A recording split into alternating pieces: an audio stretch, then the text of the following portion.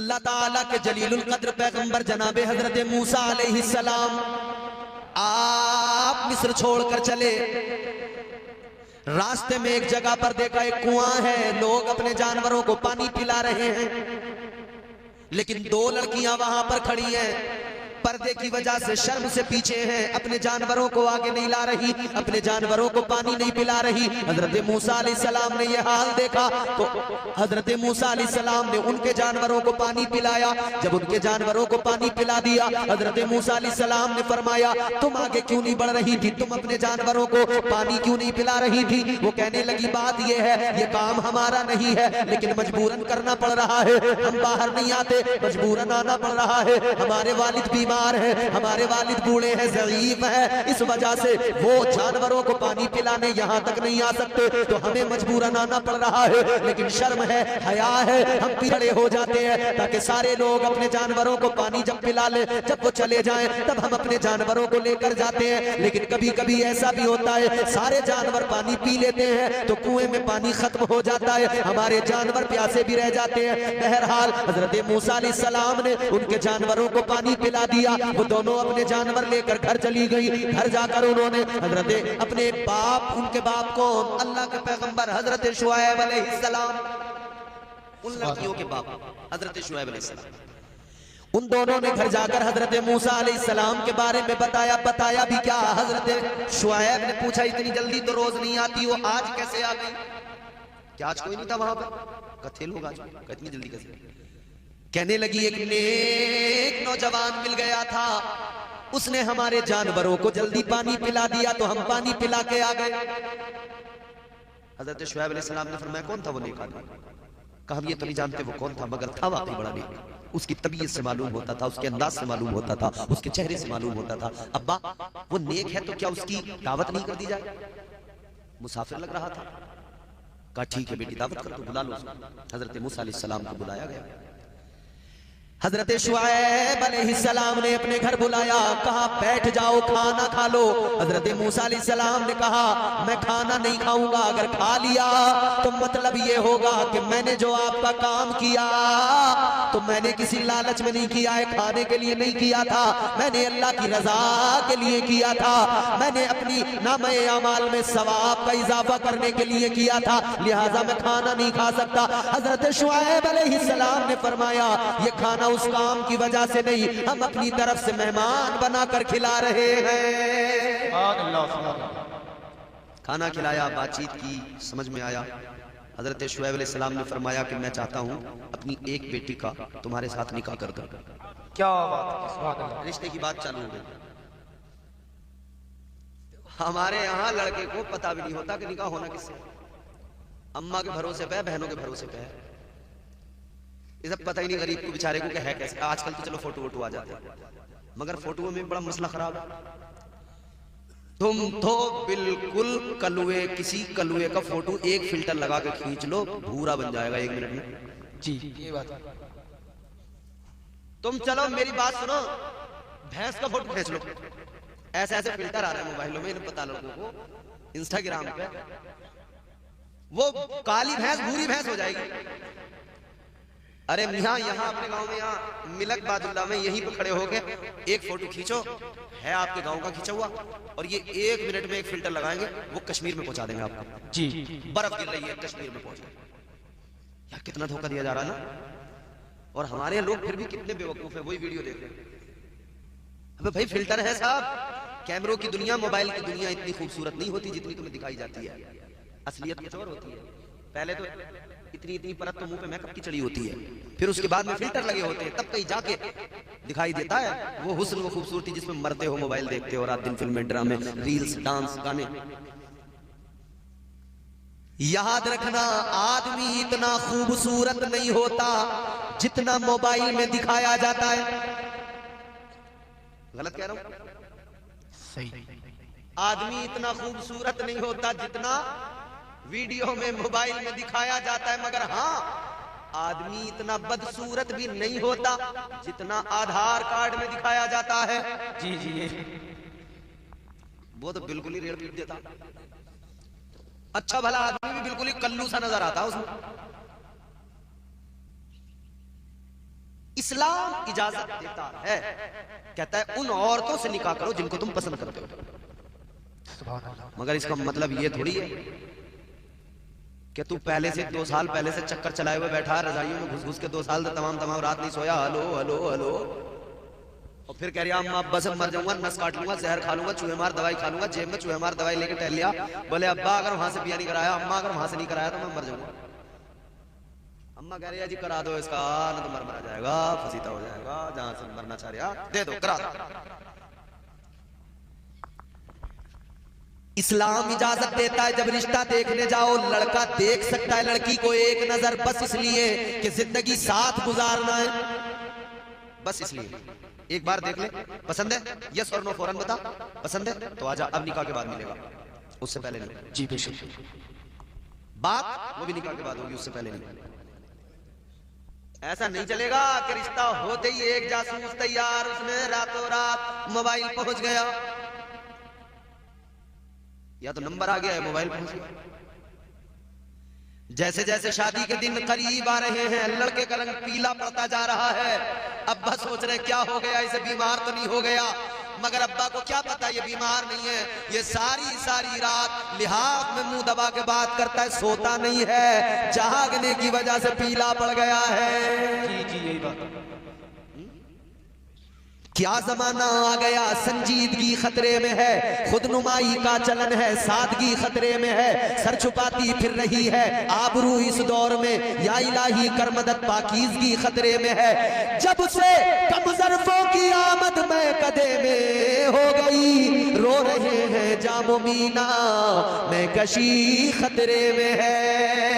बेशक बेशक। माहौल बेहतर बनाइए तो आगे बढ़िए। हजरत मूसा अलैहिस्सलाम, अब रिश्ते की बात शुरू। हजरत शुएब अलैहिस्सलाम ने फरमाया मैं तुम्हारे साथ अपनी एक बेटी का निकाह करना चाहता हूं, मगर कंडीशन लगाई। फरमाने लगे शर्त ये होगी तुम्हें 8 साल, कितने 8 साल तक मेरे यहाँ नौकरी करना पड़ेगा। 8 साल तक, 8 साल तक मेरे यहाँ रहकर मेरे यहाँ नौकरी करनी पड़ेगी, फ्री, कोई तनख्वाह नहीं मिलेगी। कितने साल? फ्री ऑफ कॉस्ट, कोई सैलरी नहीं मिलेगी, कोई तनख्वाह नहीं मिलेगी। 8 साल तक हमारा काम करोगे। मियाँ 8 साल तो बड़ी बात है। यहाँ अगर कोई किसी से कह दे कि साहब तुम्हें 1 साल हमारे यहाँ फ्री में काम करना पड़ेगा, तब जाकर तुम्हारी शादी करेंगे, वो कहेगा तुम जैसे बहुत मिलते हो मुझे, तुम न सही कोई और सही, काम करो अपना।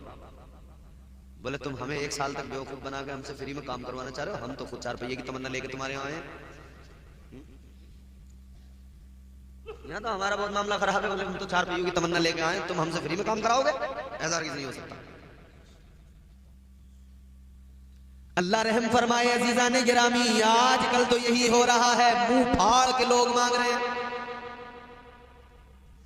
और पता है मांगने का स्टाइल है, देखो जी हमें कुछ ना चाहिए, अल्लाह ने बहुत दिया है, सब है हमारे घर में, जो दोगे अपनी लोड़ियां हमें कुछ ना चाहिए। बस जी हमारा तो इतना सा कहना है, हमारे जो 4 मेहमान आएंगे उनकी खातिर तवाज़ो कर लियो, उन्हें जरा अच्छा खिला दिया। क्यों भाई, किस खुशी में? मेहमान तेरे हैं या इसके हैं? इसके जो मेहमान है उन्हें तो ये खिला देगा, तेरे मेहमान तू इस पे लेके क्यों चढ़ ले आओ? भाई मेहमान तेरे, खिलाएगा वो। अजीब बात हो गई ना यार। आपके किसी घर मेहमान आए और आप मेहमान का हाथ पकड़ के लेके जाओ दूसरे किसी घर में, बोले जी मेहमान तो मेरा, हमार खिलाओगे तुम, और सुनो अच्छा अच्छा बढ़िया खिदमत करना, इसकी अच्छे से अच्छा खिलाना, बात खराब ना हो जाए। तो कहेगा यार मैं क्यों खिलाऊंगा, मेहमान तेरा तू खिला। मगर ये बारात का जो सिस्टम है क्या है मुझे बता ईमानदारी से। मेहमान हमारे हैं, लेके चढ़ाई उसके घर पे कर दी हमने, हमला वहां कर दिया जाए। अंदाज बड़े मुख्तलिफ है, मगर लोग बस यही सोच रहे हैं जितना भी हो सके निकाल लो। ताजदारे मदीना के गुलामों, मगर वो मैं हाल बता रहा हूं। हजरत मूसा को कहा 8 साल काम करना पड़ेगा फ्री ऑफ कॉस्ट, तब जाकर निकाह होगा। हजरत मूसा अलैहिस्सलाम ने अर्ज किया ठीक है साहब, कहते ठीक है 8 साल काम कर लेंगे। 8 साल कर लिया काम। 8 साल जब मुकम्मल हो गए, 8 साल जब पूरे हो गए तो हजरत मूसा अलैहिस्सलाम ने फरमाया कि साहब 8 साल पूरे हो गए, अब कर दो निकाह। बोले नहीं अभी नहीं। क्यों? कि अभी 8 साल और करना पड़ेगा तुम्हें हमारे। 16 साल, फिर 8 साल किया फ्री ऑफ कॉस्ट। 8 साल पहले, 8 साल फिर बाद में, 16 साल तक वहां पर खिदमत करते रहे, काम करते रहे, कोई मुआवजा नहीं, कोई तनख्वाह नहीं। तब जाके हजरत शुएब अलैहिस्सलाम ने अपनी बेटी का निकाह हजरत मूसा के साथ किया। सुभान अल्लाह, सुभान अल्लाह। ताजदारे मदीना वाली ये कायनात मुस्तफा जाने रहमत के प्यारे दीवानों, जरा दिल लगाओ, गौर से मेरी बातें सुनो। निकाह ख्वाहिशात की तकमील के लिए नहीं किया जाता, बल्कि निकाह सुन्नत की अदायगी के लिए किया जाता है। निकाह दिल की तस्कीन के लिए किया जाता है, जिंदगी को बेहतर बनाने के लिए किया जाता है, खुद को गुनाहों से बचाने के लिए किया जाता है, मुआशरे को गंदगी से बचाने के लिए किया जाता है। अल्लाह ताला ने एक सिस्टम दिया, परवरदिगार ने एक निजाम अता किया। ताजदारे मदीना के गुलामों, निजाम कितना प्यारा, आओ जरा इस निजाम को समझने की कोशिश करो। अल्लाह ने फरमाया एक जान से तुम्हें पैदा किया, उसी से तुम्हारा जोड़ा बनाया। तो बात बिल्कुल शुरू से शुरू की जाए, पहले इंसान, पहले बशर, पहले आदमी हजरत आदम अलैहिस्सलाम। अल्लाह ने जब हजरत आदम को पैदा फरमाया, परवरदिगार आलम ने हजरत आदम का वजूद मसऊद तैयार किया। अल्लाह ने फिर रूह डाल दी, फरिश्तों को हुक्म दे दिया, ऐ मेरे फरिश्तों आदम को सजदा करो। फरिश्तों ने आदम को सजदा कर लिया, एक ने नहीं किया, अल्लाह ने उसे मरदूद बना दिया, लानत का तोक उसके गले में डाल दिया। अजीजा ने गिरामी वकार, उसके बाद में अल्लाह ताला ने हजरत आदम अलैहिस्सलाम को हुक्म दिया, ऐ आदम जन्नत में रहो। क्या बात है भाई, वाह, सुभान अल्लाह, सुभान अल्लाह, बहुत अच्छा। कहाँ रहो? जन्नत में। क्या बात है, जन्नत में रहो। हजरत आदम अलैहिस्सलाम जन्नत में चले गए। नौजवानों, दूसरा कोई इंसान था नहीं, अकेले थे। मिलक बादुल्ला के किसी नौजवान को मैं ले जाऊं अपने साथ पकड़ कर और हजारीबाग के जंगल में ले जाकर छोड़ दूं अकेले को, क्या वो अकेला वहां रह लेगा? बिल्कुल। क्या आप कहोगे मौलाना जंगल में छोड़ोगे तो कैसे रह लेगा?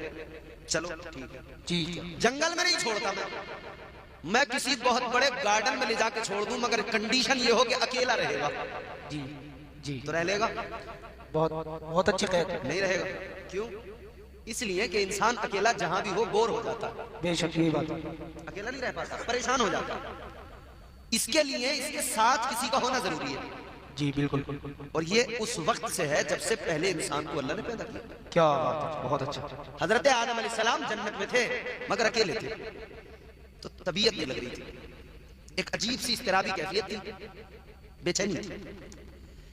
अल्लाह ताला तो सब जानने वाला, आलिमुल गैब व शहादा, हर बात से बाखबर, अल्लाह सब जानने वाला। परवरदिगारे आलम ने हजरत आदम की कैफियत को देखा, अल्लाह ताला ने फिर करम फरमाया। एक दिन हजरत आदम अलैहिस्सलाम आराम फरमा रहे हैं, सो रहे हैं जन्नत के अंदर। अल्लाह ने हजरत आदम की बाईं पसली से पहली औरत को पैदा फरमा दिया, हजरत हव्वा को पैदा फरमा दिया। सुभान अल्लाह, सुभान अल्लाह, सुभान अल्लाह, बहुत बहुत माशाअल्लाह। औरतें बैठी हैं, सुन के जाएं बात। पहली औरत को अल्लाह ने पैदा कर दिया। अब एक मर्द, एक औरत, तीसरा कोई इंसान नहीं है। एक बात जरा सोचो, अल्लाह ने हजरत आदम को पैदा किया फिर जन्नत में भेजा, बेशक पैदा किया फिर जन्नत में भेजा। मिलक वालों बोलो, अंग्रेज कंफ्यूज थे हिंदुस्तान को जब बंटवारा कर रहे थे ना इसका, कह रहे थे ये मिलक जो है इतनी सारी है कि इन्हें किधर रखा जाए। जी जी, ये समझ में नहीं आ रही, मिलक इतनी है, कंफ्यूज हो जाता है आदमी मिलक ढूंढने में। मिलक ढूंढने के चक्कर में मैं आज जंगलों में फंस गया, कच्चे रास्तों पे गाड़ी चलानी पड़ी, गांव के खेतों के चक्रोट पे। जी, अल्लाह ताला ने हजरत आदम को पैदा किया फिर जन्नत में दाखिल किया, मगर औरत को पैदा ही जन्नत में। क्या बात है भाई, वाह, सुभान अल्लाह। अच्छा, हजरत आदम को पैदा किया तो प्रोसेस क्या था पहले आदमी को पैदा करने का? मिट्टी मंगाई गई, मिट्टी को तैयार किया गया, मिट्टी का गारा बनाया गया, फिर उसको बहुत लंबे अरसे तक पड़ा रहने दिया गया, फिर उसमें से आवाजें निकलने लगी, फिर उसको तैयार किया गया, फिर उसके बाद में उससे वजूद हजरत आदम बना, फिर हजरत आदम का वजूद तैयार किया तो अल्लाह ने फिर रूह डाली। पूरा तवील प्रोसेस है। मगर जब अल्लाह ने औरत को पैदा किया तो न मिट्टी मंगाई, न मिट्टी को गूंदा गया, कुछ नहीं, बस हजरत आदम की बाईं पसली से हजरत हव्वा को पैदा किया। सुभान अल्लाह। क्या मतलब? अल्लाह पहले मर्द को बनाए तो अंदाज ये, और पहली औरत को बनाए तो तरीका बदल गया। यही तो अल्लाह ने कुरान में फरमाया कि अल्लाह ने एक जान से तुम्हारा जोड़ा पैदा किया। क्या बात है, बहुत अच्छा, सुभान अल्लाह। यही बात, एक जान से तुम्हारा जोड़ा पैदा किया अल्लाह ने। अब दूसरी बात सुन लो। परवरदिगारे आलम खालिक़े कायनात रब्बे लम यज़ल व ला यज़ाल ने औरत को जन्नत में पैदा फरमाया। क्यों? ऐ औरतों जरा गौर से सुन लो, दुनिया का कोई भी मर्द जन्नत में पैदा नहीं हुआ, मगर दुनिया की पहली औरत को अल्लाह ने जन्नत में पैदा किया। क्या वजह है? एक वजह तो ये है अल्लाह ताला ने औरत के पर्दे का ख्याल रखा है। अल्लाह ताला ने जो उस वक्त मखलूकात थी उनकी नजरों से बचाकर जन्नत के अंदर औरत को पैदा किया और इसके तकद्दुस को दोबाला कर दिया कि दुनिया को पता लग जाए औरत का पर्दा क्या होता है। सुभान अल्लाह, बहुत अच्छा पैगाम माशाअल्लाह, सुभान अल्लाह। अल्लाह ने औरत का कितना भरम रखा, कितना पर्दा रखा, जन्नत में पैदा किया। आगे मुफस्सिरीन इकराम फरमाते हैं अल्लाह ने जो औरत को जन्नत में पैदा किया उसकी कई वजूहात है, दो मैं बयान करूंगा, तुम्हारी मर्जी, तुम इनको याद कर लो, महफूज कर लो, मेमोरी में सुन लो या छोड़ दो, तुम्हारी। हेलो, क्या बात है मेरे भाई, तेरे नाम? अल्लाह, आ जाओ यार दोस्त, ऐसी बातें मत करो। शादी का मौका कल को देखो तुम, हमारे जितने नौजवान होंगे कई का तो छज्जे ऐसे पड़े हुए होंगे। जी जी यही बात है। कई का होगा मुर्गे वाली कटिंग, अलग अलग कटिंग देखने को मिले, कल देखना तुम, अलग अलग तक। किसी के बालों में लाल कलर होगा, किसी में पीला कलर होगा, समझ रहे हो? अजीब अजीब तरह से हाल बना लिया हमने अपने। हमारे मौलाना साहब पढ़ लेते ना, इमाम साहब, जश्न शादी मनाने के दिन आ गए। क्या बात है, क्या बात है भाई, वाह, सुभान अल्लाह। बात तो बिल्कुल अच्छी कह रहे थे, मगर आज के हालात में, आज के हालात के तनाजुर में अगर इसे देखें तो शादियों के मामलात बड़े खराब नजर आ रहे हैं। जी बिल्कुल यही बात है। शादियों में हमारे यहाँ नौजवानों के भी हाल खराब है, हमारी औरतों का भी हाल इतना खराब है, वो बेपर्दा बिल्कुल ऐसे हिरन बन जाती है। जी, और मुझे तो यूं लगता है ये औरतें पहले से ही कहती होंगी एक दूसरी से, आपस में कान में कहती होंगी एक दूसरी से, कहते शादी आ रही है, कहती होंगी एक दूसरी से, मुंह पे मैकअप लगाने के दिन आ गए। क्या बात? जी जी, मुंह पे मैकअप लगाने के दिन आ गए, महंगे कपड़े बनाने के दिन आ गए। जी यही बात है, क्या बात, बहुत अच्छा। ऐसे कुछ होगा। खैर, अल्लाह ने औरत को जन्नत में पैदा क्यों किया सुनिए। परवरदिगारे आलम खालिक़े कायनात ने औरत को जन्नत में पैदा किया ताकि औरत की आंख खुले, वो जन्नत को देखे। सुभान अल्लाह। मुफस्सिरीन इकराम ने फरमाया अल्लाह ने औरत को मिजाज दिया, ऐ औरत जरा अपनी आंखें खोल, तुझे जन्नत नजर आएगी। आंखें खुलेगी तो जन्नत की बहारें नजर आएंगी, जन्नत की रानाइयां नजर आएंगी, जन्नत का हुस्न नजर आएगा, जन्नत की रौनकें नजर आएंगी, जन्नत की बहारें नजर आएंगी, जन्नत के बागात नजर आएंगे, जन्नत की नहरें नजर आएंगी, जन्नत का सुकून नजर आएगा, जन्नत का आराम नजर आएगा। ऐ औरत जब तेरी आंखें खुलेगी तो तुझे जन्नत नजर आएगी। मेरे भाई ये जुमला मेरा आ रहा है, अब इस जुमले की हिफाजत कर लो। अल्लाह ताला ने औरत को जन्नत में पैदा किया कि औरत दुनिया में जब जाए तो दुनिया में जाने से पहले जन्नत को देख के जाए, जन्नत का सुकून देख के जाए, जन्नत का आराम देख के जाए, जन्नत का माहौल देख के जाए। औरत को मिजाज दिया, ऐ औरत जन्नत को देख के जा। जब दुनिया में जाना, अपना घर बसाना, तो अपने घर को जन्नत का नमूना बना देना। नारे तकबीर, नारे रिसालत, मसलके आला हजरत, फैज़ाने आला हजरत, फैज़ाने हुजूर ताजुश शरिया हजरत अल्लामा इम्तियाज बरकाती साहब किबला, जश्न शादी, नारे तकबीर, नारे रिसालत। बहुत अच्छी माशाअल्लाह, सुभान अल्लाह।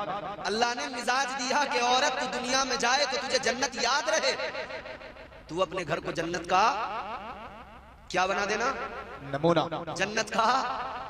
और बना क्या दिया औरतों ने आज? अल्लाह ने मिजाज दिया था जन्नत का नमूना बना देना घर को, और बना क्या दिया? आदमी घर में घुसा तो देखा औरत तन फन गुस्से में मुंह लाल, इधर से जा रही है तो बोलती बोलती बोलती बोलती, उधर से आ रही है तो बोलती बोलती, कभी बर्तन फेंक रही है, कभी गिलास फेंक रही है। आदमी परेशान, या अल्लाह आज हुआ क्या, समझ में बात नहीं। इमाम साहब इधर से चली, बोली इस घर में जब से आई हूँ परेशान हूँ, न जाने क्या मेरी किस्मत थी, मेरे घर वालों ने यहाँ डाल दिया, और मैं तो जब से आई हूँ मैंने कोई सुख नहीं देखा, जब से आई हूँ कोई सुकून नहीं मिला, जब से आई हूँ इस घर में परेशान ही हूँ, आज तक मुझे कोई खुशी का एक लम्हा नहीं आया। बस इधर से बोलती बोलती जा रही है, उधर से बोलती बोलती, अभी तो शोहर को कह रही थी, बीच बीच में 2-4 गालियां बिचौलिया को भी देती है, उसका नहारा पट हो उसने कराया था मुझे यहाँ, वो भी बीच बीच में 2-4 गालियां सुन। घर में अजीब माहौल बना हुआ है, घर में अजीब माहौल बना हुआ है, लोग साफ परेशान हैं। ताजदारे मदीना वाली ये कायनात मुस्तफा जाने रहमत के दीवानों, अगर हमारे घरों के हालात ऐसे हैं तो समझ लीजिए कि हमने न कुरान को समझा न मर्ज़ी रहमान को समझा है। यही बात है। अल्लाह ताला ने एक जान से जोड़ा बनाया, जन्नत में हजरत हव्वा को पैदा फरमाया। बेशक, सुभान अल्लाह। आगे बढ़िए, अल्लाह ने एक जान से जोड़ा, मैंने कहा था ना एक जान से, हजरत आदम के लिए हजरत हव्वा को पैदा कर दिया। मैंने अर्ज किया अल्लाह ने एक जान से पैदा किया, हजरत हव्वा को जब अल्लाह ने पैदा किया, हजरत आदम की आंख खुली, देखा औरत करीब में, अल्लाह ताला ने औरत को पैदा फरमा दिया। हजरत आदम ने आँख खोल के देखा, हजरत हव्वा वहां पर मौजूद है, बैठी हुई है। हजरत आदम ने पूछा कौन, कहने लगी मैं औरत, अल्लाह ने मुझे आपके लिए पैदा किया है।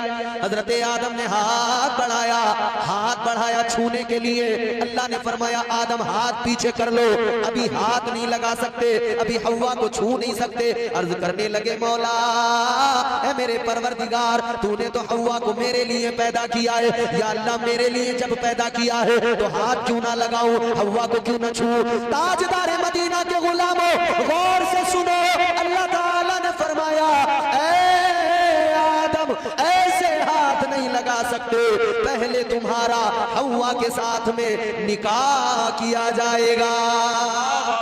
अरे वाह, सुभान अल्लाह, क्या बात है, बहुत खूब माशाअल्लाह। पहले मर्द पहली औरत, अल्लाह ने फरमाया छू नहीं सकते जब तक निकाह नहीं होगा, हाथ नहीं लगा सकते जब तक निकाह नहीं होगा। हजरत आदम अलैहिस्सलाम ने अर्ज किया मौला फिर निकाह कर दे। आपके हमारे यहाँ शादियां होती हैं, नाजिम साहब की शादी है, इन्होंने सोचा जलसा कराएंगे। शाहनवाज भाई से मशवरा लिया क्या किया जाए, कहने लगे इम्तियाज बरकाती को बुला लो, उसका बयान सुन लेंगे।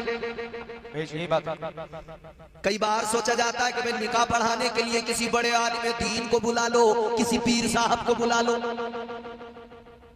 फिर गांव में भी शोर हो जाता है, अरे फलां के निकाह में फलां पीर साहब आए थे, अरे उसके निकाह में फलां हजरत आए थे, ये फलां हजरत ने निकाह पढ़ाया था, फलां पीर साहब ने निकाह पढ़ाया था। हाय मेरे नौजवानों बुजुर्गों, जरा गौर तो करो, कुर्बान जाओ। पहले मर्द हजरत आदम, पहली औरत हजरत हव्वा, पहला निकाह किसने पढ़ाया? ऐ लोगों, निकाह पढ़ाने वाला कोई और नहीं, परवरदिगार था। पहला निकाह अल्लाह ने पढ़ाया और दुनिया को मिजाज दे दिया। ये सुन्नत तो मेरे महबूब की है मगर हुक्म मेरा है। पहला निकाह पढ़ा के दुनिया को अल्लाह ने फिक्र दे दी, मिजाज दे दिया।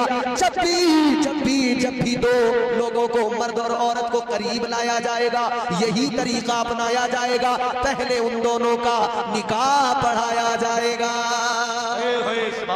क्या बात है। अब जब निकाह हुआ तो बात महर की आई। अल्लाह ने फरमाया आदम महर अदा करना पड़ेगा। महर निकाह का बड़ा इंपॉर्टेंट पार्ट है जी। निकाह में बहुत इंपॉर्टेंट पार्ट है महर, जिसको हमारे यहाँ हल्का समझ लिया। कितने लोग हैं जो निकाह अदा करते देते हैं? नहीं देते, सोच लेते अरे हमारे घर में आ गए, हमारी लुगाई है, क्या करेंगे, देख के देना दो ना। महर औरत का हक है, नहीं दिया तो वहां पे हिसाब देना पड़ेगा। हंस जाओगे इस बात पे भी। और ऐसा नहीं है कि औरत से तुम जाके कह दो कि महर माफ कर दो। अबे तू भिखारी है, टीचर है, यानी तुम महर तो माफ कराने चला गया। कितने महर? 25,000 50,000। तू जाके बीवी से कह रहा है महर माफ कर दो। तूने 1 लाख रुपए जो डीजे में उठा दिए, उस वक्त तुझे ख्याल नहीं आया मुझे 50,000 का मेहर भी देना बीवी का? अरे भाई क्या कह दिया भाई, भाई वाह। उस वक्त तो तू बड़ा उछल कूद कर रहा था, ठुमके लगा रहा था। मेहर देने की बारी आई तो बीवी से जाकर बोला माफ कर दो।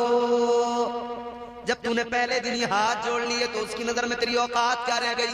जी जी जी बेशक, पहले दिन तूने हाथ जोड़ लिए, औकात खत्म, वैल्यू खत्म, अब तुझे सारी जिंदगी हाथ जोड़ने पड़ेंगे। First reaction is the last reaction. क्या first impression is the last impression. पहला इंप्रेशन जो होता है इंसान का वही आखिरी होता है। बेशक, पहली बार में आप जैसा किसी के सामने जा रहे हो वही आखिर तक उसकी नजरों में रहोगे। तो अब मर्जी आपकी, आप बीवी की नजर में भिखारी बन के रहना चाहते हैं या बीवी की नजर में इज्जत वाले बन के रहना चाहते हैं? इज्जत वाले। बीवी के आगे हाथ जोड़ के रहना चाहते हैं या हाकिम अल्लाह ने बनाया हाकिम बन के रहना चाहते हैं? मर्जी हाकिम। तो हाथ ना जोड़ें, भीख ना मांगे, ये ना कहें माफ कर दे, अरे उसका हक है दीजिए ना उसको। और ये भी नहीं हो सकता कि आज दिया कल ले लिया, बोले चल दे तो दिया था कल, अल्लाह मुझे ही दे दे जी। उसकी मर्जी है, वो दे ना दे, वो कुछ भी करे। अच्छा ये भी नहीं कह सकते कि तू क्या करेगी, ये भी नहीं कह सकते। वो अगर चाहे, मान लो उसके दिमाग में आया मैं तो ये 50,000 मेरा मेहर है, मैं तो इन 50,000 का जो है घूमना फिरना करूंगी और महंगे महंगे खाने खाऊंगी, तो तुम ये नहीं कह सकते कि पैसे क्यों उड़ा रही है, उसका है वो चाहे जो। हाँ इतना कह सकते हो कि शरीयत में बेजा फजूल खर्ची जो है वो इसराफ के जुमरे में आता है, लिहाजा ये गलत है, तेरा पैसा है इस्तेमाल सही से कर ले। बेशक, गलत जगह पे इस्तेमाल करने को तो कह सकते हो कि गलत जगह इस्तेमाल मत कर, मगर वो चाहे, वो कहे कि मुझे अपने कानून की बालियां चाहिए, इन पैसों से खरीदूंगी, उसकी मर्जी, उसका पैसा, खरीदे, मालिक है उसकी। वो चाहे कि इस पैसे से मैं ये काम करूंगी, कर ले, उसकी मर्जी। वो कहे मैं मोबाइल खरीदूंगी, इस पैसे खरीद ले, तेरी मर्जी, तेरा पैसा। आप नहीं हो सकते डायरेक्शन देने वाले कि नहीं तू इस पैसे से ये कर ले, वो कर ले, नहीं। हाँ गौर से सुनिए, मेहर जरूरी है। अल्लाह ताला ने फरमाया आदम मेहर अदा करना पड़ेगा। अर्ज करने लगे या अल्लाह मैं क्या दूंगा, मेरे पास क्या है, कौन सी दौलत है मेरे पास, क्या दूं? अल्लाह ने फरमाया आदम तुम्हें कोई दौलत देने की जरूरत नहीं है, ऐसा करो मेरे महबूब पर 10 मरतबा दुरूद पाक पढ़ दो, तुम्हारा मेहर अदा हो जाएगा। नारे तकबीर, नारे रिसालत, नारे रिसालत, मसलके आला हजरत, फैज़ाने आला हजरत, जश्ने शादी, नारे तकबीर, नारे रिसालत। माशाअल्लाह, बहुत अच्छा पैगाम, क्या बात है। यानी अल्लाह ने हुक्म दिया आदम दुरूद पढ़ लो मेरे हबीब पर, मेहर अदा हो जाएगा। सुनो सुनो, जितनी ये इंसानियत है दुरूदे पाक का सदका है। बेशक, क्या बात है भाई, वाह। क्योंकि हजरत आदम और हव्वा के निकाह में मेहर दुरूद शरीफ था। अगर ये दुरूद ना होता तो ये इंसानियत ना होती। पता लगा आदम और हव्वा के निकाह में भी अल्लाह ने दुनिया को बता दिया है दुनिया वालों, आदम और हव्वा के जरिए इंसान को, इंसानियत का सिलसिला जरूर आगे बढ़ाया जाएगा, मगर इस सिलसिले को बढ़ाने की असल वजह यह है कि मैं अपने महबूब के सदके में इस इंसानियत को और इस कायनात को फरोग दे रहा हूँ। बेशक, सुभान अल्लाह, हलाली बात है, वाह। क्योंकि मेहर के बाद ही जो बच्चा, मेहर अदा करने के बाद निकाह में, निकाह हो गया, मेहर अदा करने के बाद में फिर मियाँ बीवी के मिलने से जो बच्चे दुनिया में आएंगे वही हलाली कहलाएंगे। तो जितने हलाली हैं वो दुरूद पाक से मोहब्बत करते हैं, जितने हरामी हैं वो दुरूद पाक से चिढ़ करते हैं। बेशक, क्या बात है। तवज्जो फरमाइए, अब आगे बढ़िए। हजरत आदम और हव्वा का अल्लाह ने निकाह कर दिया, मेहर अदा हो गया। अल्लाह ने क्या फरमाया, कुरान है सुनिए। परवरदिगारे आलम खालिक़े कायनात ने फरमाया वकुलना या आदम उस्कुन अंता व ज़ौजुकल जन्नह। अल्लाह ने फरमाया ऐ आदम अपनी बीवी के साथ जन्नत में रहो। क्या समझते हो अजाब नहीं आता, तुम्हारा कोई कमाल है? नहीं नहीं, ये जो बच्चे मदरसे में कुरान पढ़ रहे हैं इन्होंने इस अजाब को रोक के रखा है, इन्होंने इस अजाब को टाल दिया है। जब ये सुबह सुबह अल्लाह को रहमान और रहीम कह के पुकारते हैं, उसी बस्ती के अंदर गुनहगार तो सो रहे हैं, अजाब तो उन्हें पकड़ना चाहता है, मगर ये बच्चे अल्लाह को रहमान और रहीम जब बोलते हैं अल्लाह का अजाब अपना रुख मोड़ लेता है, परवरदिगार का अजाब रुक जाता है। ऐ मेरी कौम के लोगों, इन मदरसों को बोझ न समझा करो, इन मदरसों से कभी बेजार न हुआ करो, इन मदरसों से कभी खता न हुआ करो, इसलिए कि अगर तू बचा हुआ है तो इन मदरसे के तलबा की वजह से बचा हुआ है।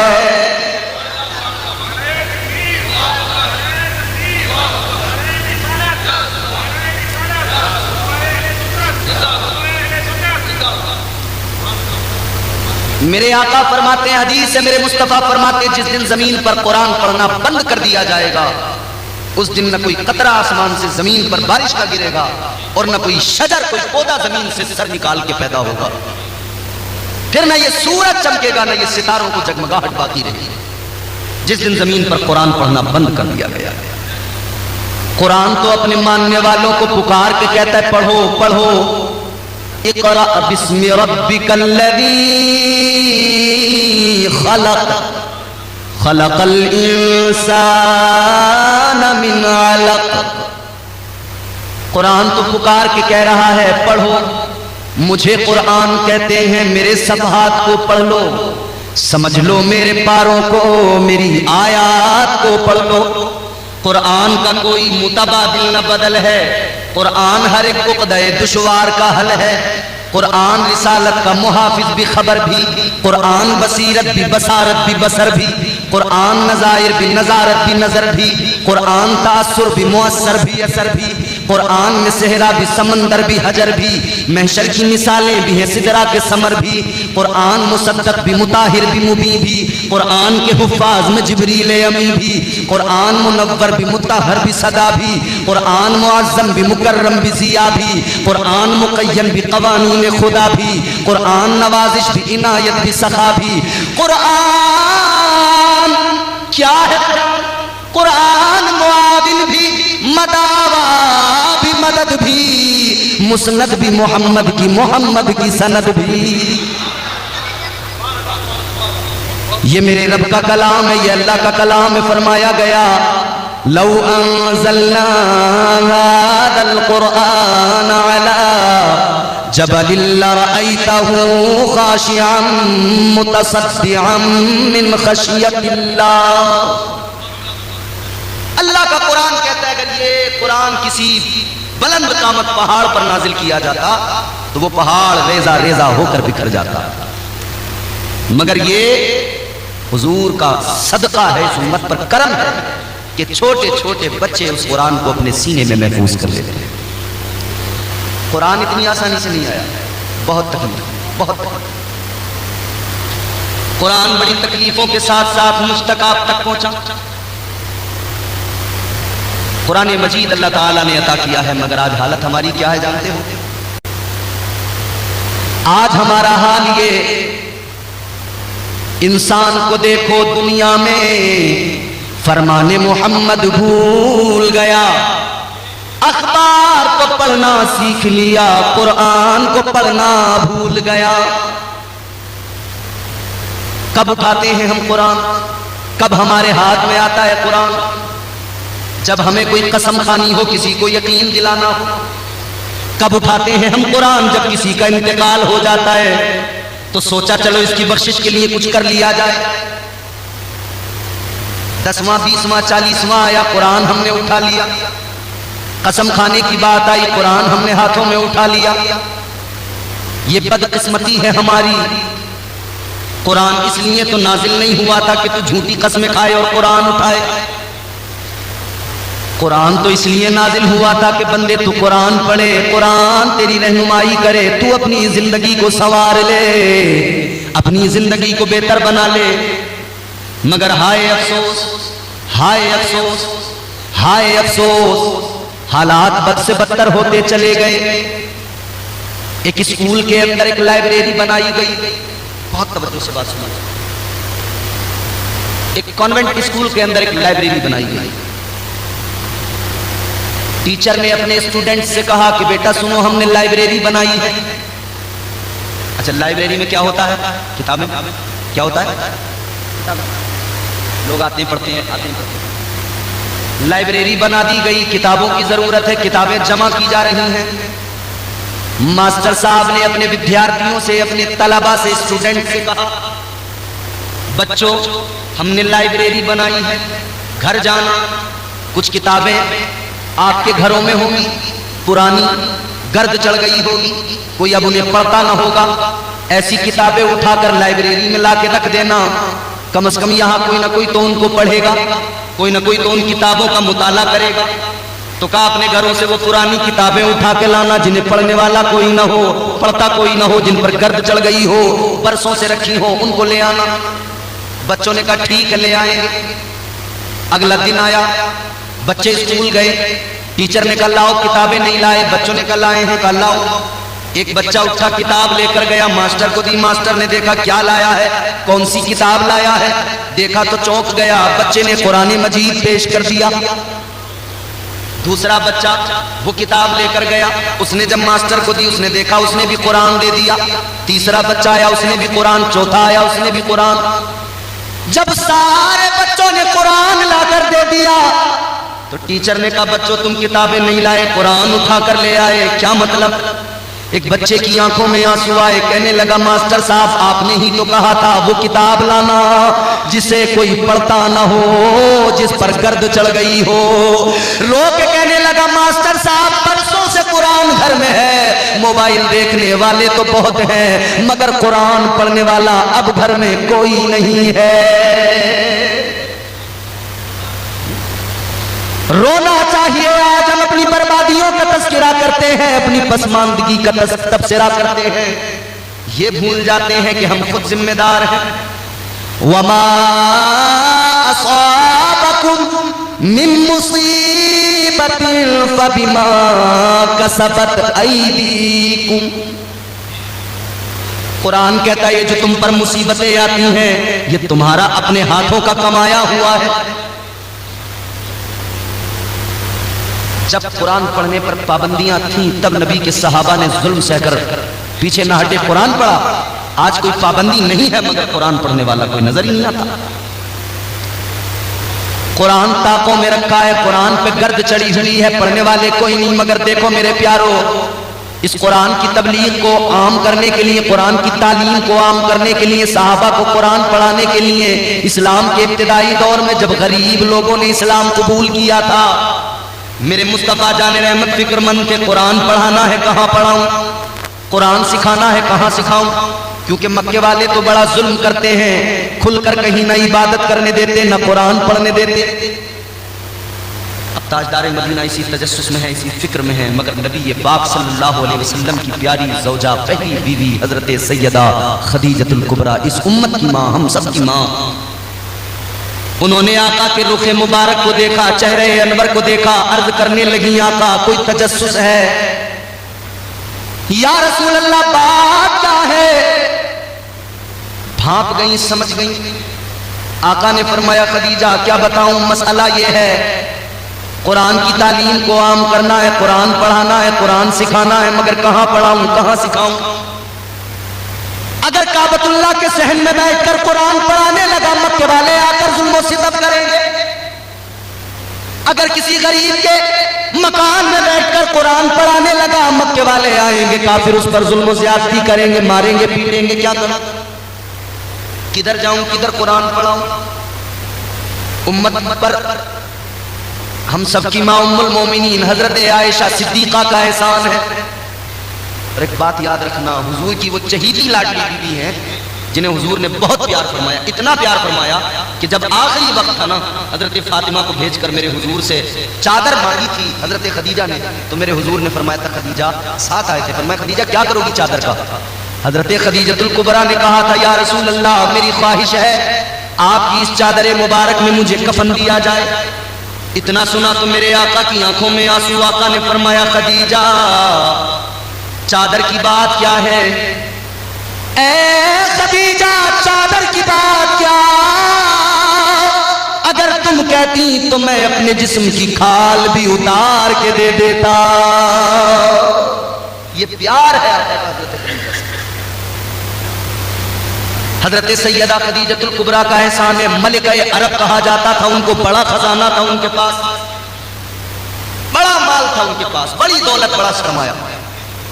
जब मेरे मुस्तफा जाने रहमत से निकाह हुआ, पहली रात आई, आका कायनात सल्लल्लाहु अलैहि वसल्लम इधर तशरीफ फरमाए, उस तरफ हजरत खदीजा है, मगर दरमियान में मेरे आका की प्यारी ज़ौजा उम्मुल मोमिनीन अम्मी खदीजतुल कुबरा ने अपना सारा माल जमा कर लिया, सारी दौलत को रख दिया, ढेर लग गया। तारीख बताती है इतना ऊंचा ढेर लगा, इधर आका, बीच में वो माल दौलत का ढेर, इधर हजरत खदीजा। तारीख बताती है इतना ऊंचा वो ढेर था कि आका हजरत खदीजा को नजर नहीं आ रहे थे, इतना माल। हजरत सैयदा खदीजतुल कुबरा अर्ज करने लगी, या रसूल अल्लाह, ये मेरी सारी दौलत है, ये मेरा सारा माल। हम तो 10, 20, 100, 200 रुपए देके समझते हैं हमने बहुत बड़ा जिहाद कर लिया।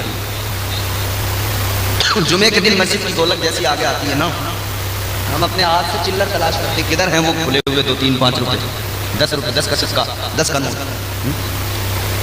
अभी 5 वाले भी मौजूद हैं, हाँ बात सही फरमा रहे हैं, अभी मौजूद। भाई 2 मिनट के अंदर गोल्ड फ्लैग का सिगरेट आदमी यूं उड़ा देता धुएं में 10 रुपए का है, और 2-3 यार दोस्त मिलकर बैठ गए तो चाय, सुट्टा, गुटखा, रजनीगंधा, उससे नीचे बात कहाँ हो रही है, 25 रुपए का रेट। पता खाता नहीं हूं कभी, ये समझो कि रेट पता तो खाते हैं। 100, 200, 300 रुपए का बिल बना दोस्तों की महफिल में बैठे, लो जी कोई फर्क नहीं, कर दिए खर्च, और मस्जिद में आके 10 का सिक्का, 5 का सिक्का। नहीं, ये तो निहायत ही ज्यादती होगी। गौर करो मेरे अजीजों, 10-20 रुपए देकर अपने आप को बहुत बड़ा मुजाहिद समझने वाले लोग, गौर करें मलिका अरब हजरत खदीजतुल कुबरा। आज पहला दिन है, हमारे यहां औरतें जो लेके आती हैं, मजाल है शौहर उनकी मर्जी के खिलाफ कोई चीज इस्तेमाल करती, मगर सैयदा खदीजतुल कुबरा ने सारी दौलत को रख दिया, सारे माल को रख दिया। कहने लगी, या रसूल अल्लाह, आज से मैं आपके निकाह में आ गई, आपकी ज़ौजियत में आ गई, आका जो मेरा वो आपका। या रसूल अल्लाह, ये सारा माल, ये सारी दौलत मैं आपके कदमों पर रखती हूँ, या रसूल अल्लाह जो चाहिए करें, जो दिल चाहे कीजिए। मेरे मुस्तफ़ा ने फरमाया, खदीजा अगर इसका मालिक बना रही हो तो जान लेना मैं दौलत को पसंद नहीं करता, तुम जानती हो मैं क्या करूंगा। का हुजूर आपको इख्तियार जो चाहे करें। लोगों इतना मालो जर का ढेर था, सुबह का सूरज बाद में निकला, मेरे आका ने रात रात में सारा गरीबों में तकसीम कर दिया, सारा हुजूर ने गरीबों में तकसीम कर दिया। वो उम्मुल मोमिनीन हज़रत खदीजतुल कुबरा जिन्होंने अपना सारा मालो दौलत इस्लाम की खातिर दे दिया, आका के कदमों पे कुर्बान कर दिया। आका कायनात के चेहरे बद्दुहा को देखकर कहने लगी, आका तजस्सुस क्या है या रसूल अल्लाह, ये तगय्युरात किस लिए? आका मामला क्या है? मेरे आका ने फरमाया, कुरान कहाँ पढ़ाऊं, कुरान गुलामों को कहाँ सिखाऊं, मदरसे की जरूरत है। अब सुनना तारीख, आका ने फरमाया मदरसे की जरूरत है, मदरसे की जरूरत है। उम्मुल मोमिनीन हजरत खदीजतुल कुबरा कहती है, या रसूल अल्लाह मगमूम किस लिए हैं, परेशान किस लिए? आका मदरसा ही तो चाहिए, मदरसे ही की तो जरूरत है। अर्ज करते हैं, आका खदीजा अपना मकान देती है, आका मदरसा बना दीजिए। या रसूल अल्लाह नस्लें याद रखेंगी, कयामत तक मेरा जिक्र होगा। इस्लाम में पहला मदरसा बना किसी मर्द ने नहीं बनाया, उम्मत की मां हजरत खदीजतुल कुबरा ने बनाया। पहला मदरसा हजरत खदीजतुल कुबरा ने बना दिया। हजरत के बच्चे जो आपके यहाँ पढ़ते हैं, ये खाना कहाँ खाते? मदरसे में बनता है, मदरसे में बनता माशाअल्लाह। लेकिन ये खाना जो मदरसे में बनता है, ये कौम का ही तो पैसा है, कौम की ही तो गाढ़ी मेहनत की कमाई है, जिससे ये इंतजाम सारे होते हैं। खाना खिलाने वालों मदरसे के बच्चों को मचल उठोगे, खुश हो जाओगे। कभी ये एहसास दिल में जन्म नहीं ले सकता कि यार हमने तो मदरसे के बच्चों को ये खिला दिया होगा। फिर खुश होके खिलाओगे, फख्र के साथ खिलाओगे, रश्क आएगा अपने आप पर जब मदरसे के बच्चों को खिलाओगे। अपने मेहमान को खिलाकर बड़ा खुश होते हो। हमने मेहमानों को नाश्ता कराया, काजू बादाम साथ में रख के, पिस्ता भी। महंगी मिठाइयां लेकर आए, समोसे पकौड़ियां लेकर आए, अपने मेहमान के लिए काजू, पिस्ता, ड्राई फ्रूट, बादाम। ये तो मेरे मुस्तफा के मेहमान हैं। जब अपने मेहमान के लिए इतना इंतजाम, तो थोड़ा तो इनके लिए भी होना चाहिए, क्योंकि ये तो मेरे आका के मेहमान हैं। इन्हें देखकर कभी मुंह ना बनाना, इन्हें देखकर कभी आंखें न चुराना। सुनो, अगर कभी जहन में कोई ऐसा ख्याल आता भी होगा तो आज जो सुनाने लगा हूं इसके बाद में कभी नहीं आएगा। मेरे मुस्तफा जान रहमत की बारगाह में नबी उम्मुल मोमिनीन हज़रत सैयदा खदीजतुल कुबरा ने अर्ज किया, या रसूल अल्लाह, खदीजा के मकान को मदरसा बना दीजिए। आका, मेरा मकान मदरसा हो गया। अल्लाह अल्लाह, सुनो सुनो, एक जुमला और अर्ज करता हूं। आज दुनिया मदरसों के पीछे पड़ी है, आज दुनिया मदरसों को मिटाना चाहती है, आज दुनिया मदरसों की दुश्मन बनी बैठी है। मगर मैं अर्ज करना चाहता हूं, सोशल मीडिया के जरिए से बात जाएगी, दूर तक जाएगी। ये दुनिया के अंदर जो लोग मदरसों के मुखालिफ है, ये मदरसों को आतंकवाद का अड्डा बताने वाले, ये मदरसों को इस्लामोफोबिया का ट्रेंड चलाकर बदनाम करने वाले, ये मदरसों की तालीम पर उंगलियां उठाने वाले, जान लो, हम बताना चाहते हैं, मदरसा किसी इमारत का नाम नहीं होता, मदरसा किसी बिल्डिंग का नाम नहीं होता। मदरसा तो हमारी सोच का नाम है, मदरसा हमारे ख्याल का नाम है, मदरसा हमारी फिक्र का नाम है। तुम मदरसों पे उंगलियां उठा सकते हो, मदरसों को बंद करने की नाकाम कोशिशें कर सकते हो, मगर हमारी सोच पे ताला नहीं लगा सकते, हमारी फिक्र को कैद नहीं कर सकते। याद रखना, हमारी शान तो ये है, हम 4 लोग, 2 लोग जिस चौराहे पे खड़े हो जाए और वहां कुरान सुनाने लगे, वो चौराहा भी मदरसा बन जाता है।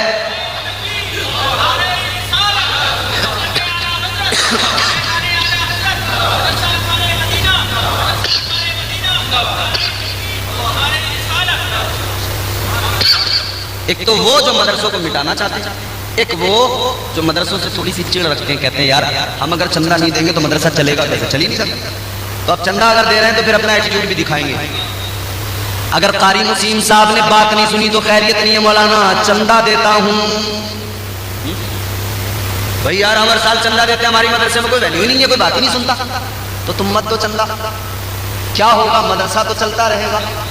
अच्छा तुम सोचते हो चलो ये बंद हो जाए, या कोई भी मदरसा उस वजह मदरसा बंद नहीं हो सकता। जहां मुसलमान है वहां हर गली में मदरसा है, हर चौराहा मदरसा है, हर चौक मदरसा है। चाय के होटल पे बैठकर भी अगर 4 दोस्त बैठे और दीन की बात करने लगे, कुरान की बात करने लगे, वो होटल भी मदरसा हो जाता है। इस हवा में न रहना कि मदरसों को बंद कर सकते हो। मदरसा कल भी था क्योंकि मेरे आका ने बनाया था, आज भी है और सुबह कयामत तक मदरसा बाकी रहेगा। आखिरी बात आपको बताकर अपनी गुफ्तगू को खत्म करेगा, हो गया ठीक ठाक सा है ना। तो गौर फरमाइए, मदरसे में खाना खिलाने वाले, नबी ने मदरसा तो बना लिया, मगर वो मदरसे में पढ़ने वाले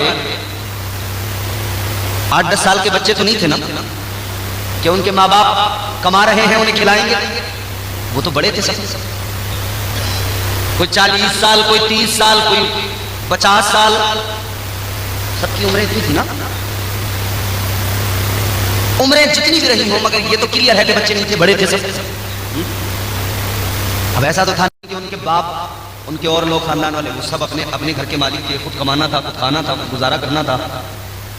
ऐसा तो था नहीं कोई और उनको खिला देगा, कोई और उनको कमा के दे देगा, नहीं ना।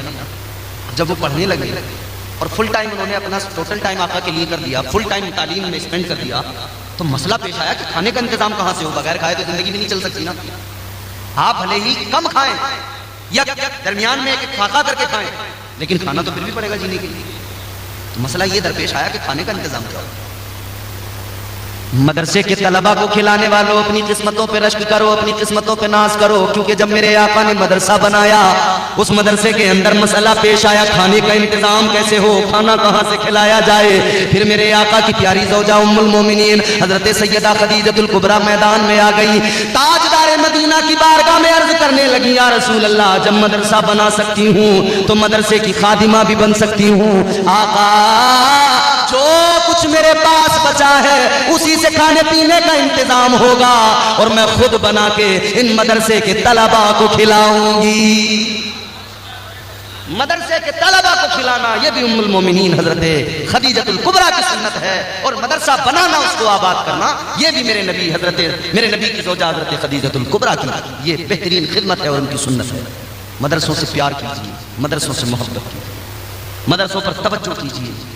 और मदरसे, हुजूर ने फरमाया था एक दौर वो आएगा कि जब दीन का काम दिरहम और दीनार से किया जाए। मफहूम यह है हदीस का कि गोया हुजूर उम्मत को पैगाम दे रहे थे कि हर दौर में इस्लाम की बका के लिए सिर्फ तलवार ही उठानी नहीं होती है। तलवार के वक्त पे तलवार उठाई गई, लेकिन फिर दौर बदला। अब दौर क्या है? हुजूर की हदीस के मुताबिक अब दीन का काम दिरहम और दीनार से कैसे लिया जाएगा? ये मदरसे जो हैं, इन मदरसों को आबाद जब किया जाएगा, अपनी मेहनत के पैसे लगाकर जब इन मदरसों को चलाया जाएगा, तो फिर इन मदरसों से निकलने वाले ये दीन के सिपाही दुनिया में जिधर जाएंगे इस्लाम के परचम को लहराते जाएंगे। ये जिधर जाएंगे तालीमात मुस्तफ़ा को आम करते जाएंगे। याद रखना, चाहे दुश्मन के आशियां से मिले, चाहे दुश्मन के आशियां से मिले, इल्म हासिल करो जहां से मिले। ये जिहालत के अंधेरों को मिटा देता है, ये जिहालत के अंधेरों को मिटा देता है। इल्म इंसान को इंसान बना देता है। उसका घर खुल्द में अल्लाह बना देता है। अपने बच्चों को जो कुरान पढ़ा देता है। अल्लाह ताला इस मदरसे को सलामत रखे, यहाँ के तमाम अरकान जिम्मेदारान को सलामत रखे।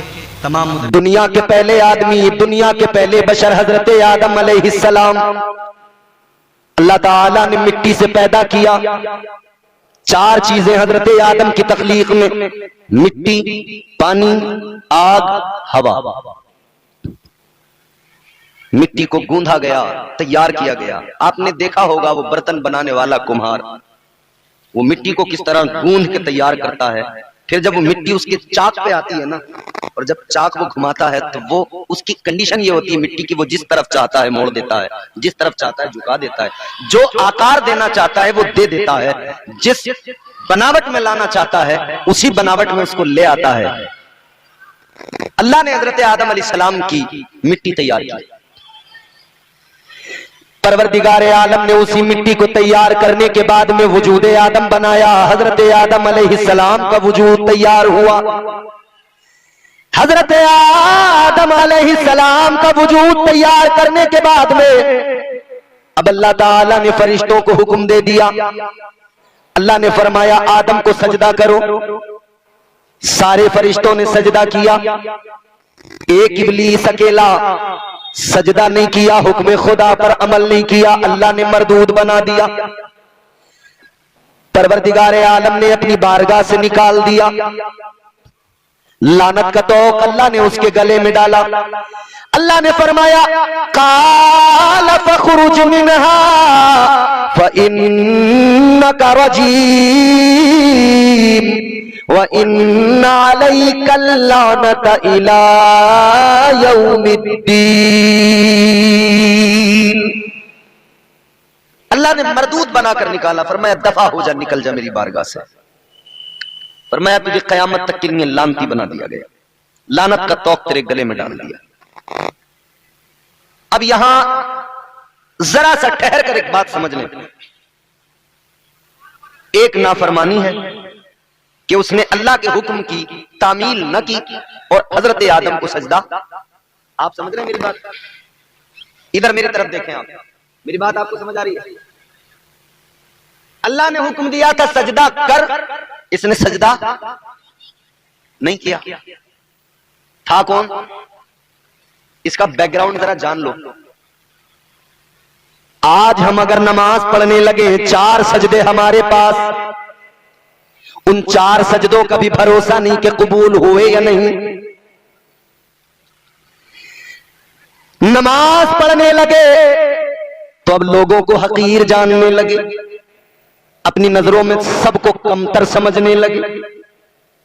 मैं नमाजी हूं, मैं इबादत गुजार हूं, इसकी क्या हैसियत, इसकी क्या औकात। 4 सजदों पे इतराने वालों सुनो, जिसको अल्लाह ने एक नाफरमानी पे मरदूद बनाया, उसके सजदों का हिसाब नहीं लगा पाओगे। कितने सजदे किए उसने? 6 लाख करोड़ बरस तक सजदे करता रहा। तेरी मेरी जिंदगी है कितनी? कितने सजदे किए? फरमाया गया अगर उसके सजदों को रूए जमीन पर फैला दिया जाए, सारी जमीन भर जाए, जगह बाकी न रहे, इतने सजदे किए, इतने सजदे करने के बाद में एक नाफरमानी, क्या एक ही नाफरमानी ना? एक बात बताओ, समझदार हैं आप सब, शैतान ने शराब पी थी? बोलो बोलो, अगर गूंगे नहीं हो तो बोलो। शैतान ने जुआ खेला था? शैतान ने जिनाकारी की थी? शैतान ने बदकारी की थी? जुर्म उसका था कि उसने सजदा नहीं किया, हुक्म रब नहीं माना, पैगंबर खुदा की तौहीन की। इसका मतलब यह हुआ कि ये जो जुर्म है ना, ये जो गुनाह है, इनसे बड़ा जो जुर्म है वो ये है कि अल्लाह के पैगंबर की अगर कोई तौहीन कर रहा है तो वो इन लोगों से भी बदतरीन इंसान है। एक बात। और दूसरी बात, अब जरा दूसरी बात समझ लो। मैंने कहा था ना उम्मती हो हुजूर के, इस पे फख्र किया करो। इतने सजदे करने वाला एक नाफरमानी अल्लाह ताला ने मरदूद बना दिया। परवरदिगार आलम ने लानत का तोप उसके गले में डाल दिया, निकाल दिया। मगर जरा अपने आप में झांक कर देखो, उसने चोरी नहीं की, जिना नहीं किया, शराब नहीं पी। अपने आप को देखो, चोरियां हम लोग कर रहे हैं, शराबें हम पी रहे हैं, जिनाकारियां हम कर रहे हैं, बदकारियां हम कर रहे हैं, जुआ हम खेल रहे हैं, इसमें हमारे नौजवान पी रहे हैं, गांजा चरस हमारे समाज के अंदर है, सूद ब्याज का काम हम कर रहे हैं। जितने भी गलत काम है, चुगली, गीबत, हसद, कीना, सब हमारे अंदर, सारी बुराइयां हमारे अंदर। मगर गौर किया कभी? अल्लाह ने उसको एक नाफरमानी करने पर मरदूद बना दिया, और इतनी नाफरमानियों के बावजूद भी सलामत हो। तो याद रखना, ये मदीने वाले मुस्तफा का सदका है। आगे बढ़िए। वो हमारे नबी, उनके हम उम्मती, वो हमारे नबी, उनके हम उम्मती, उम्मती तेरी किस्मत पे लाखों सलाम। अल्लाह ने कुरान में इज्जतों का ऐलान किया, फरमाया कुंतुम खैरा उम्मतिन उखरिजत लिन्नास।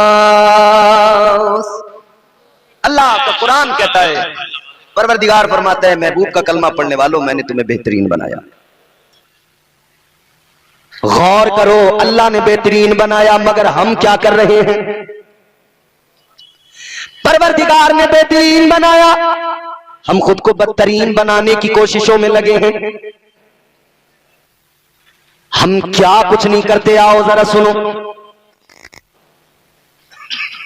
एक कौम थी, अल्लाह ताला ने हफ्ते के दिन मछलियों का शिकार करने पर पाबंदी लगा दी। बहुत तवज्जो से सुनना मेरी बात। दरिया के किनारे पर रहने वाली ये कौम मछलियां पकड़ती, शिकार करती, उससे अपना गुजारा करती। अल्लाह ने इस कौम को हफ्ते में एक दिन, हफ्ते का दिन शनीचर का दिन, अल्लाह का हुक्म, इस दिन शिकार नहीं करोगे, इस दिन मना। अब इन्होंने, इधर तो इम्तिहान है, आजमाइश है, जिस दिन शिकार करने को मना किया अल्लाह ने, उसी दिन मछलियों को भी हुक्म दिया कि आज जरा दरिया के किनारे पे ही पहुंच जाना, आज आजमाइश है। ये बिल्कुल आप समझते रहे ना, जो देखते हैं ना कि मियां एक नंबर में क्या होगा, 2 नंबर में ही होगा, जो भी होगा। अरे 1 नंबर में तो बच्चे ही पल सकते हैं मियां, कुछ ना कुछ तो करना ही पड़ेगा, घोटाला, तब जाके बात बनेगी। फिर जुगाड़ लगाने लगते हैं, 2 नंबर ही बन जाते हैं। अल्लाह ने मछलियों को हुक्म दिया दरिया के किनारे पर रहो, आज इनकी आजमाइश है। इन्होंने देखा इतनी मछलियां पकड़ ली तो माला माल हो जाएंगे। अब मगर अल्लाह ने मना किया है तो क्या करें, तो जुगाड़ लगाया। दरिया से अपने घरों तक नालियां बनाई, घरों में हौज बनाए। कहा भाई शनीचर के दिन, हफ्ते के दिन ये खुद ब खुद पानी के जरिए मछलियां हमारे घर के हौज तक आ जाएंगी। लो जी, शिकार भी नहीं करेंगे, माल भी अपना ही हो जाएगा, इतवार में पकड़ लेंगे सबको, माल तो घर में ही आ गया। जुगाड़ लगाया, अल्लाह के हुक्म को नहीं माना, एक नाफरमानी, परवरदिगारे आलम नाराज हो गया। अल्लाह ताला जब नाराज हुआ, अल्लाह का अजाब आ गया, अल्लाह ने उनके चेहरे बिगाड़ दिए, अल्लाह ने बंदर बना दिया। आज जब महफिल के इख्तिताम पर घर जाना, जलसे के बाद में घर जाकर आईना उठाना, अपना चेहरा देखना, फिर अल्लाह का शुक्र अदा करना, कहना मौला उन्होंने एक नाफरमानी की, तूने उन्हें बंदर बना दिया। मैं सुबह से लेकर शाम तक, बिस्तर से उठने तक, बिस्तर पे आने तक पूरा दिन नाफरमानियां करता रहता हूँ, झूठ मैं बोलता हूँ, गीबत मैं करता हूँ, बुग़्ज़ हसद मेरे दिल में, कीना मेरे दिल के अंदर, जबान पर मेरी गालियां, बुराइयां सारी मेरे अंदर, बदनिगाही मेरे अंदर, बदामालियों में मैं दिन रात लगा हूँ। अल्लाह का शुक्र अदा करना, या अल्लाह इतनी नाफरमानियों के बावजूद भी मेरा चेहरा सलामत है। या अल्लाह तूने मुझे बंदर नहीं बनाया है, या अल्लाह तूने मेरा चेहरा नहीं बिगाड़ा है, मेरी शबाहत सलामत है, मेरी जसामत सलामत है, मेरा चेहरा सलामत है, मेरा वजूद सलामत है। और याद रखना, अगर अल्लाह का अजाब नहीं आता तो इसे अपना कमाल न समझना, अपनी इबादतों का कमाल न समझना, ये तेरे मेरे सजदों का कमाल नहीं, ये आमिना के लाल का कमाल है।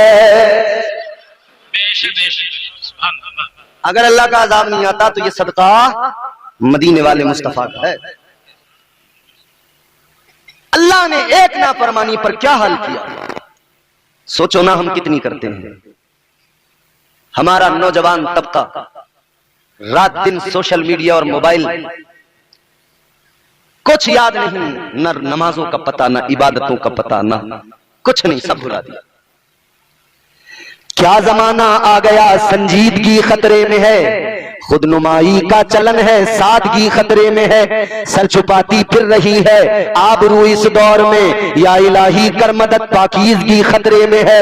जब से कम ज़रफ़ों की आमद मैं कदे में हो गई, रो रहे हैं जामो मीना, मैं कशी खतरे में है।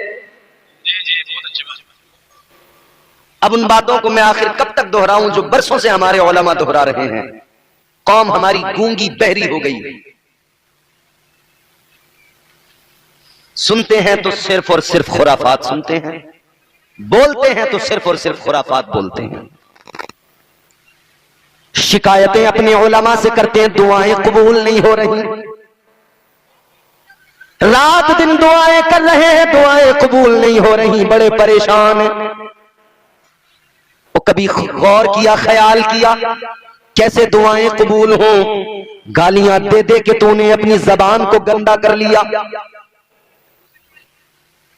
गालियां सुन सुन के तूने अपनी कुव्वत समात को गंदा कर लिया। अल्लाह ने कितने करम किए, कितने करम किए, मगर तूने क्या सिला दिया? जब अल्लाह ने शैतान को मरदूद बना के निकाला, शैतान कहने लगा या अल्लाह जा तो रहा हूं, ज्यादा दूर नहीं जाऊंगा। बात समझ रहे हैं आप मेरी? बहुत गौर से सुनो। या अल्लाह जा तो रहा हूं, बहुत दूर नहीं जाऊंगा। अल्लाह ने फरमाया कहां जाएगा? शैतान अल्लाह की बारगाह में कहने लगा लअक़उदन्न लहुम सिरातकल मुस्तक़ीम।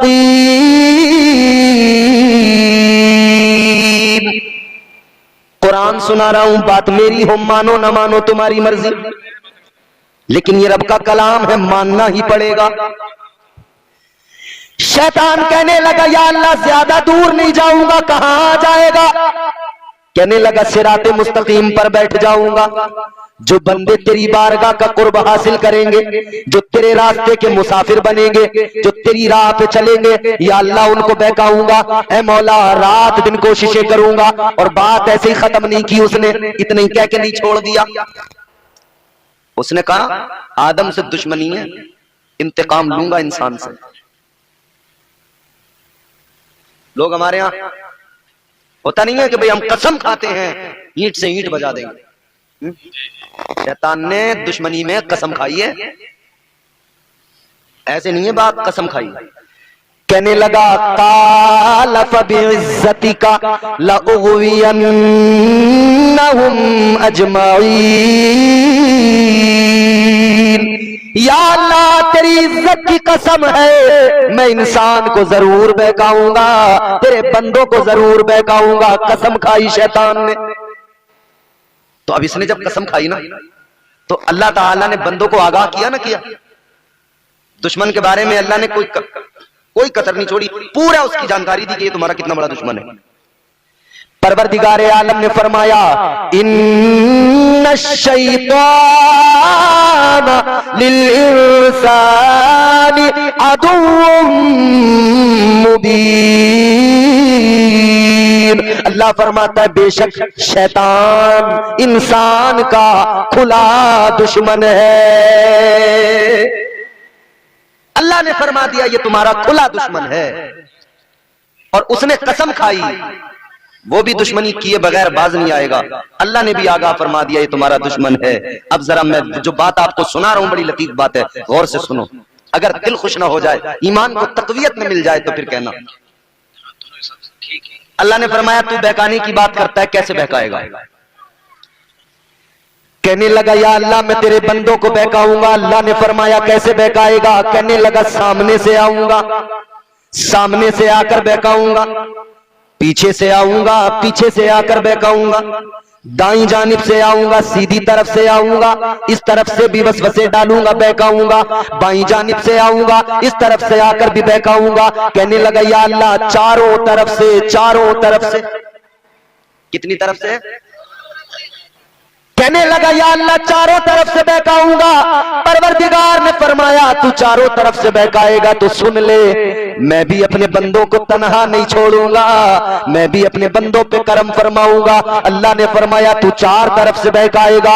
चार समतों का तूने इंतखाब किया, चार समतों को तूने चुन लिया, मगर दो को तूने छोड़ दिया। एक ऊपर वाली समत को छोड़ दिया, एक नीचे वाली समत को छोड़ दिया।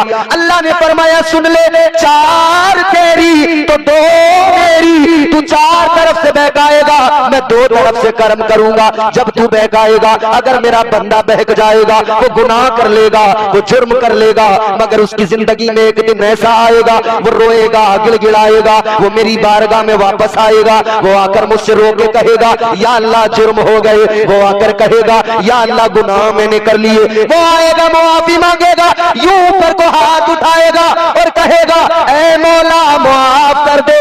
अल्लाह फरमाता है मैं ऊपर से कर्म करूंगा, उसके सारे गुनाहों